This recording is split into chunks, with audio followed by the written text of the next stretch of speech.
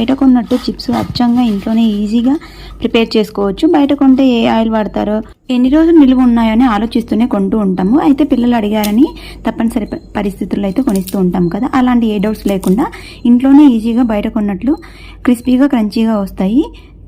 చూసేయండి, మీరు కూడా చాలా ఈజీగా ప్రిపేర్ చేసుకోవచ్చు. ఇవి 1/2 kg నేను చిప్స్ ఆలు తెచ్చుకున్నాను. ఇవన్నీ మార్కెట్లోనే ఈజీగా అసలు దొరకవు. సో పెద్ద పెద్ద మార్కెట్స్లో మాత్రమే దొరుకుతాయి. నేను కూడా చాలా రోజులు అడిగి తెచ్చుకున్నాను. సో ఆఖరికైతే నాకు దొరికాయి. తర్వాత ఆలు చిప్స్ని పైన పీల్ చేసుకొని ఈ విధంగా స్లైసెస్గా కట్ చేసుకోవాలి.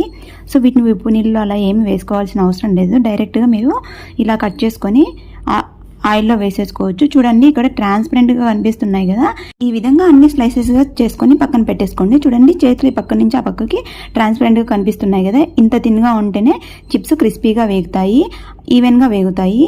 మంచిగా అన్ని స్లైస్ చేసుకొని పక్కన